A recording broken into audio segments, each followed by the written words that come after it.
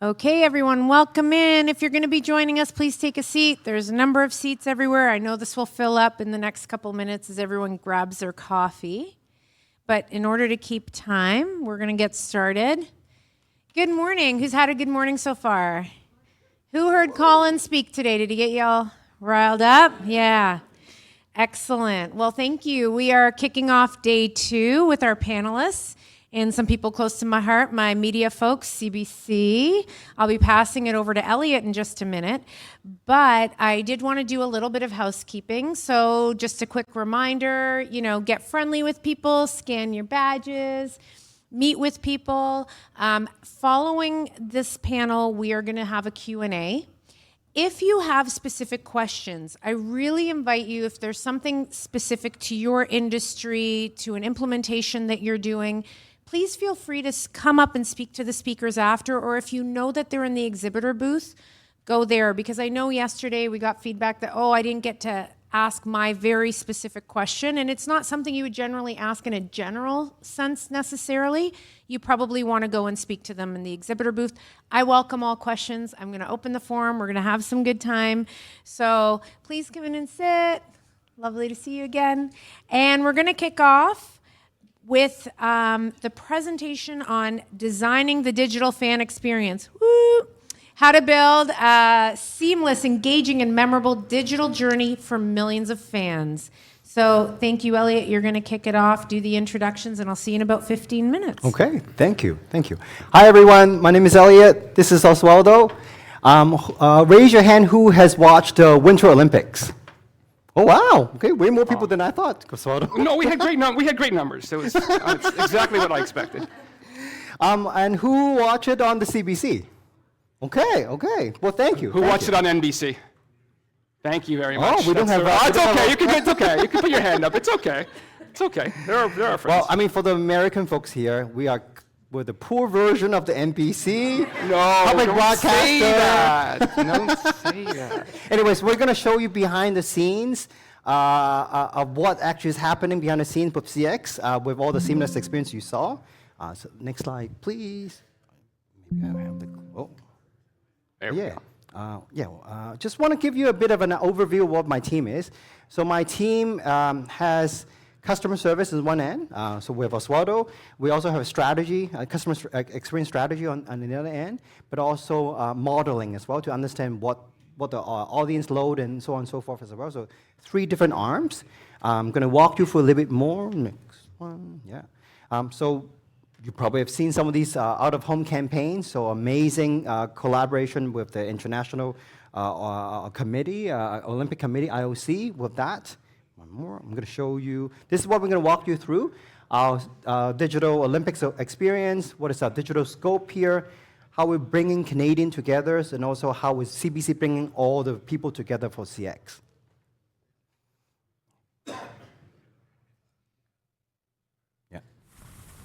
Here we go. It's a thing of beauty. I don't believe it. Not my do it. Oh my goodness. Nails the landing. What a shot. That was wild. What an incredible performance. That was huge. Holy smokes. That was in another stratosphere. I've never seen anything quite like that. Welcome to the Olympics.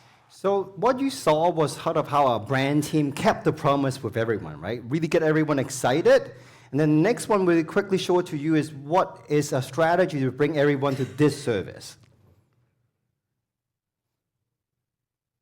Your Olympic experience. 22 hours of Olympic coverage every day with all events on replay. Watch free on CBC Gem. So the ultimate destination is here, which I'm going to walk you through.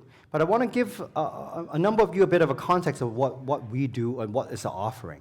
So in a way, the content here, the product here is that we have live broadcasts from every venue, including every Canadian medal-winning moment, right? About 2,000 hours of live content across multiple platforms. And then the bar below, one more slide before. The bar below is really interesting to show it to you, our distribution platform. On the left is the CBC Gem, which is our own platform. CBC.ca are also our own platform. CBC News app, our own platform. But because we are quite small, we have to really get a lot of the reach from other places. Then we went to YouTube, TikTok, Facebook, and Instagram too. Spray and pray a bit of everywhere, but we'll show you a bit of the strategy. Next slide. In terms of the product, which I sit actually within digital strategy and product, I'm under the digital team, even though we're running CX. This is the product scope, right? Number one, CBC.ca, many of you have visited. This is our biggest gateway, biggest audience. The goal is to bring the record audience there to go to CBC Gem, which is our streaming service, right?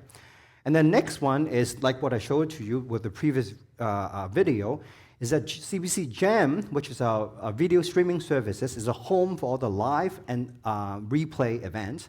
So this is a big shift for this Olympic, is get way more people on Gem, authenticated so that they can watch live, replay, and all the highlights they need from all different platforms. Actually, as we were rehearsing with the AV folks in the back, one thing you might not know unless you're in the media is, for most of you on web, you only have Mac and Windows. And on your phone, you have apps, you have iOS and Android, okay? Media, it's crazy. We now have Roku, Google TV, whatever TV OS you want, we have about 17 different OSs, right? All different spec, all different systems, and all the customer service team need to figure out how all of you install the system there. So it's really, really complicated.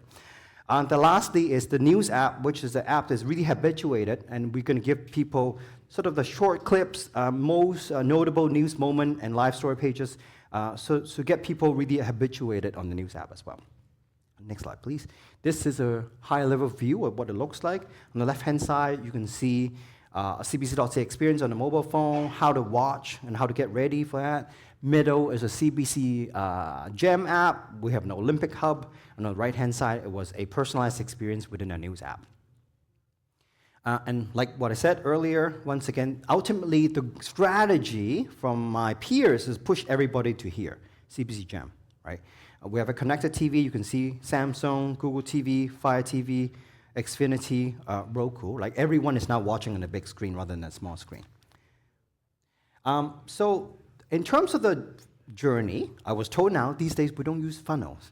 So I've changed all the things now to a journey. And I think even Colin talked about journeys now, right? So trying to be up to date with you all. So one of the first tasks is working really close with our media friends, as a content partner. I didn't realize now one and one.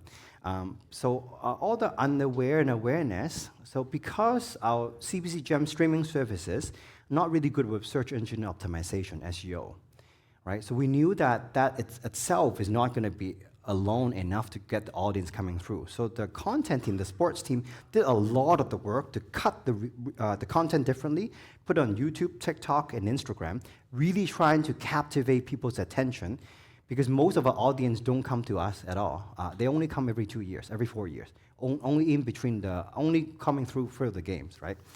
Our marketing team did an amazing job during Super Bowls and Grammy and did a campaign, but also amazing digital campaign as well to drive engagement, connected TV, install app, install. Everyone try to get way more installed there. So that's sort of what our partners have done.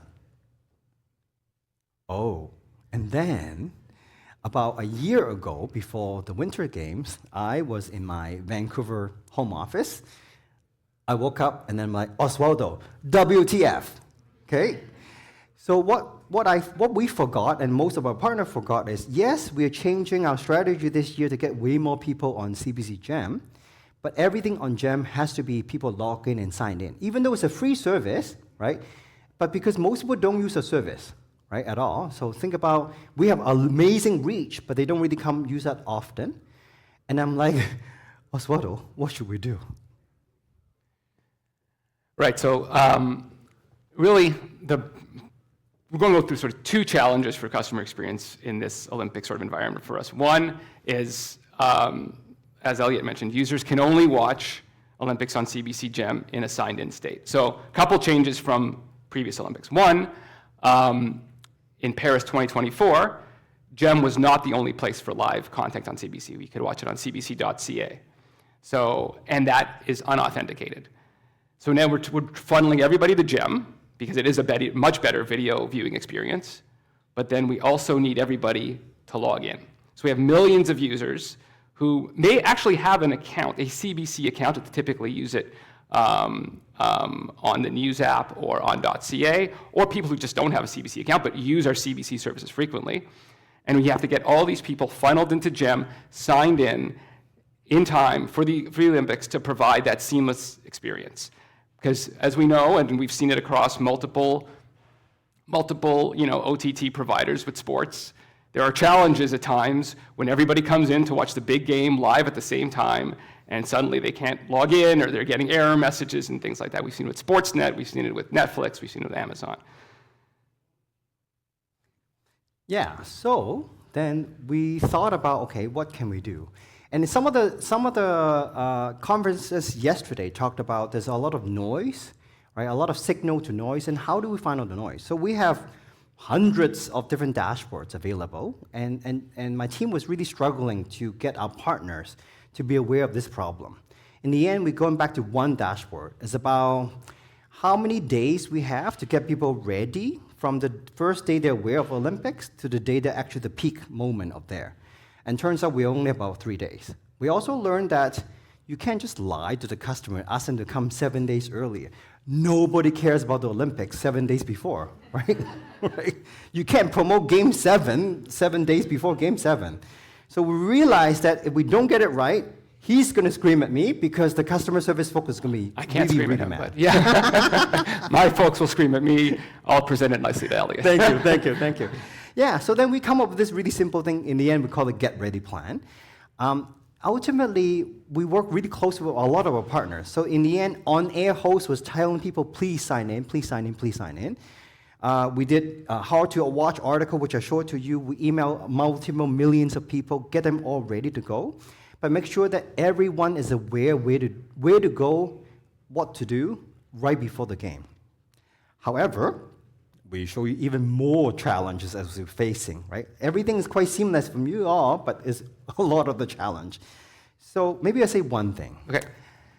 Around a year ago, as more and more people are streaming things, and I saw one of my former employee, Rogers, was also struggling with Game 7 of the Jays, I was telling Osvaldo, holy shit, what are we going to do? Like, how can we, as a teeny tiny company, we don't have a lot of resources, how do we get in front of it? So then I talked to Osvaldo, what can we do? What can we do? Just maybe a little bit of background for casting back 3 or 4 months ago now, and really, it feels like ages. But the 2026 Olympics came really at a unique time, right? Canadian patriotism was on the rise. 51st state tariffs, following the Four Nations face-off hockey, which happened a year ago, which was a big event. So a lot of Canadians interested, maybe more than ever, in the Olympics. First time that NHL hockey players participated in the Olympics since 2014, which is a huge deal, right? And that's where we saw we went from really great numbers to unbelievable numbers that we would not even we probably couldn't have been forecast. And our marketing team really, Elliot mentioned a lot of the stuff in one of the earlier slides, but their ability to tap into those sentiments to really build on sort of the Canadiana that was happening, and really build on these athletes representing the best of us in these moments, right? Really, those outreach efforts combined with sort of the backdrop really resulted in, and the performances that we saw in the Canadian hockey team, both the women and men making it to the gold medal game, we really saw unprecedented audience demand. So the last bullet, I think, on CBC Gem, we had 50 times our, average load. Like 50 times more people showed up than typically show up to CBC Gem. So first part was bringing Canadians together for the Olympics. The second part for us is really bringing CBC together for customer experience. So 3 major sort of buckets we put in. Pre-games, similar to preparing the audience by trying to get them to sign in advance of the games. Really, we put together what's called an Olympic playbook, which captured the plans across the company at CBC in terms of how they were supporting the digital Olympic experience. We had our customer support staff have walkthroughs through CBC Gem, CBC News, CBC.ca, because the Olympics experience is really like, particularly on Gem, it's like a completely new build. It's like a new area, here you go, everything's a little bit different than typical, I'm gonna watch Coronation Street, or I'm gonna watch Schitt's Creek, or I'm gonna watch whatever. It's a completely different experience, the Olympic experience on CBC Gem. We also liaise with our marketing communications team to really pre-populate content on our help center, on our chatbot, to try to get that self-serve kind of, people coming to us, maybe don't need to write in a customer ticket. We have the information for them if we populate it in advance, right? During the games, two big things. 24-hour incident management. I hope all of you enjoyed it from an internal perspective. It's an exhausting experience. Constantly monitoring all active technical issues. Our customer experience team offered audience insights so that when people did reach out to us, what they were looking for, what challenges they were having, what wasn't loading for them, we could share those with our product teams to try to get the fixes in, right? Because, at the beginning, we really, and this is my maybe third Olympics in digital at CBC. Like, the first few days is like, okay, now that it's out in the wild, what's really happening, right? And we get those things, fixed as quickly as possible. And typically the second week, by the second week, middle of the first week, second week, it's typically a smoother experience. We've ironed out everything that needed to be ironed out that we just, you wouldn't know until you've actually put it out there for audiences. But the difference with this Olympics is that, and this is something that we worked on in customer experience, is we also created and refined peak audience load forecasts. Because unlike at least my previous games at CBC, the audience was getting bigger and bigger as we went on, because the Olympic hockey was getting further and further towards the gold medal game. So the interest was actually building, not sort of, a lot of times it'll crest in the middle sort of weekend. So you'll have second week, and then by the end, if there's nothing huge happening, typically sort of it plateaus. But everything was building on itself. It was going from, regular, the sort of group stage games to the quarterfinal, to the semifinal, to the gold medal game for both women and men, and it just started cresting. So we were tasked, sort of, I guess, I don't know if tasked or we decided upon ourselves that we gotta do this because we really needed to scale up our infrastructure. And it wasn't, the issues really aren't around, and we were talking about this earlier, the issues aren't really around being able to stream in terms of the audience load. It's all the things that go into the streaming experience. So ad servers, authentication, we're back to authentication again. If 1 million people show up trying to sign in at the same time, can our authentication systems handle that? Or how can we disperse that a bit to allow that to happen, right? So these are the kinds of things. And we were going back to audience load forecasting for Winter Olympics, as I mentioned earlier. 2014 was the last time the Canadian NHL players competed. We were going back to broadcast numbers, trying to go back and forecast, okay, we're going back, it's broadcast versus digital 16 years later. It's time zone, it's NHL players, like how many people are interested in watching this game, and now how many people are gonna watch on regular television, not our team's concern in terms of the digital experience, and how many more people are gonna watch on CBC Gem, and can we handle that load? So we started with forecasts even before the games, and then we would refine them as, okay, well, this is the pattern that we're seeing. Okay, well, they played Finland or whatever. Okay, that was a big number, but now how does the interest increase over time, right? So it was very important to get that, because then we could communicate with our different product teams around scaling up infrastructure with vendors and things like that. And we'll show some of the techniques that we also did that allowed us to be able to handle that. And then we also had what's called daily operations meeting, really a one-stop shop for all things digital. So I know there's been a lot of talk about AI here. Obviously, technology is very important, but this, I think Colin was talking about it earlier, this people meeting every morning to figure out, audience research, ad sales, marketing, digital products, all in one place. How are we doing? What insights do we have from our audiences? How are we pacing against ad sales targets? All these other things, very, very crucial. Half an hour every day, including weekends, 11 a.m. Eastern Time, 8 a.m. Pacific. Yep. just to make sure that we're all on the same page. And it really allowed us to make adjustments and pivots and things that we needed to do to really provide that audience experience that we're looking for. So the result, a seamless viewing experience. What hopefully all of you saw across CBC Gem, across wherever you were watching on your phone, connected TV, tablet. Hopefully that was the experience for you, because that's what we really worked on. So we talked about the 24/7 monitoring and the daily operations meeting and the peak load forecasting, and that really allowed us to look at things like, at times, because of the authentication, the demands on the authentication system, we actually removed, for the main events, we removed the authentication layer, so that lowered the friction of, a lot of people were still signed in because they had already signed in, so it wasn't a big deal. But for people who weren't signed in, we didn't make them sign in for some of these major events, because we were trying to again, we're a public service at the end of the day. We're trying to provide Canadians what they want to see. They want to watch the hockey game right now, and so that's what we did for them in those instances. We staggered our push notifications. So we'd send push notifications to our marketing communications teams.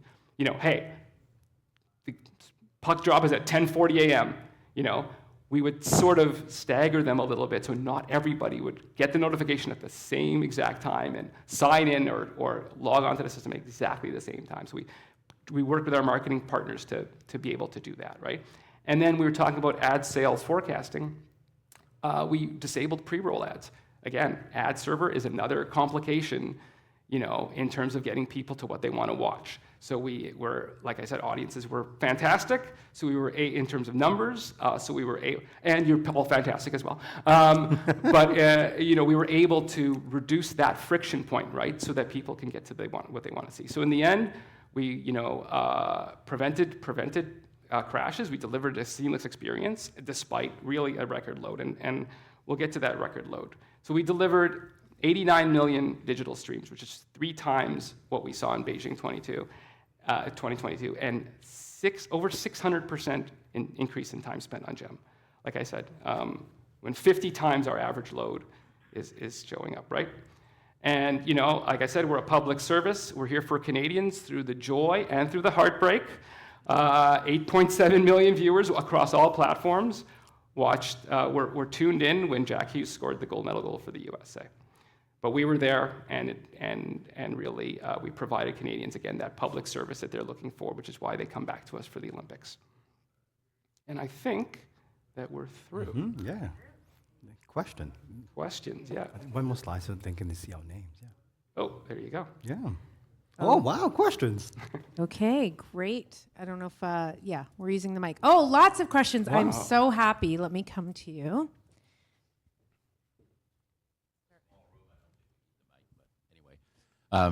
Thank you. Speaking of experience, did you ask viewers how they felt about it?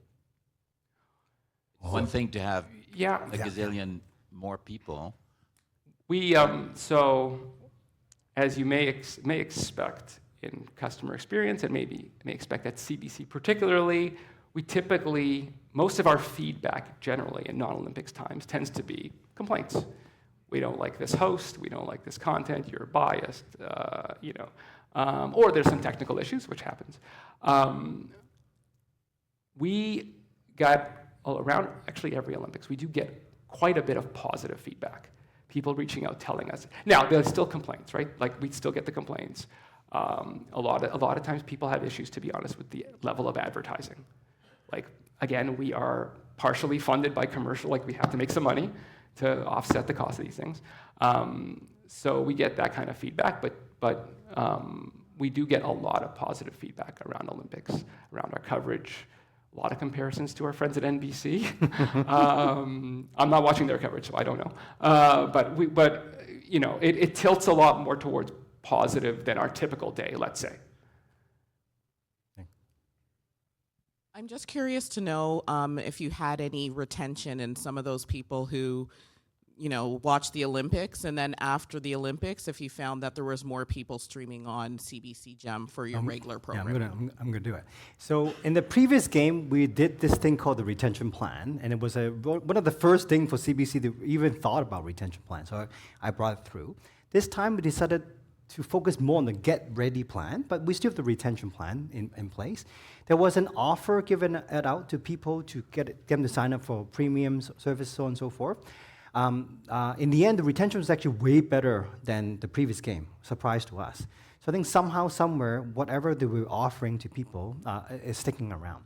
I think that login is really helpful, because once we have the login, we start emailing them every week to remind them of different content that we have.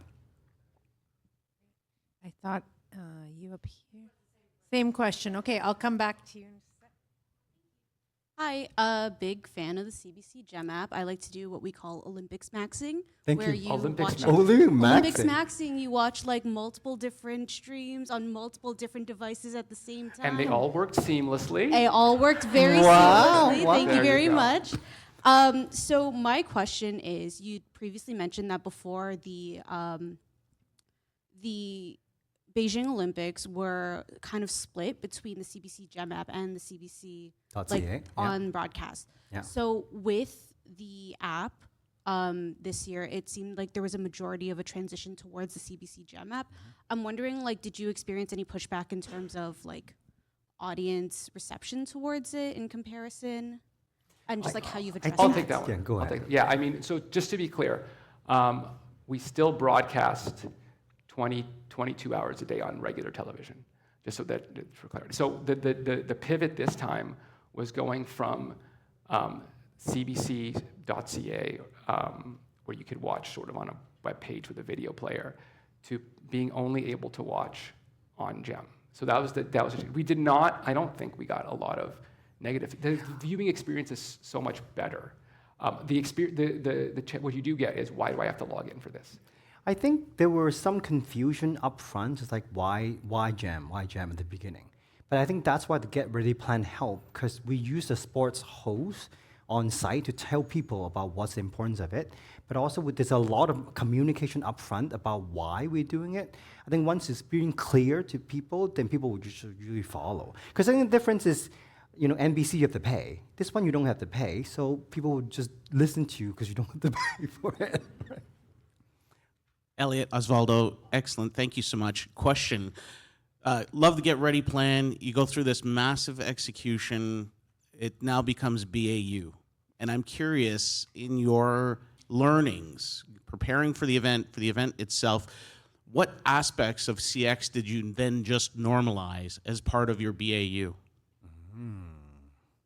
Well, one thing I volunteered him.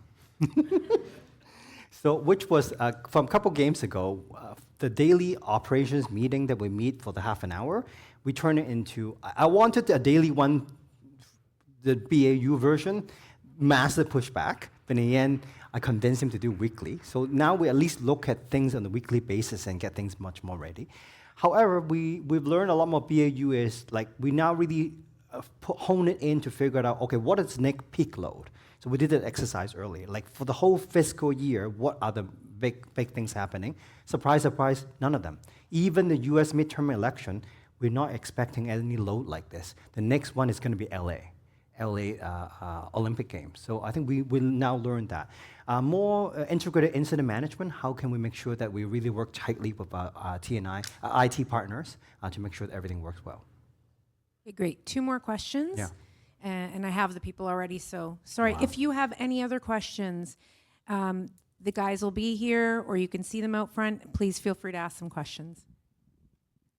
We've got a lot of questions. Thank you. Hey, guys. On the disabling the pre-roll ads, Yeah. I find that really interesting because these would be the peak viewer moments. So the people that are buying the advertising probably aren't happy that the pre-rolls aren't going on the peak. This is a CX decision that's affecting revenue. So how did you sell that internally for? Go ahead. Yeah, Yeah. really So, interesting. and this speaks to the daily ops meeting, and that all our campaigns delivered, because what we promised and the numbers that we got were, were off the charts.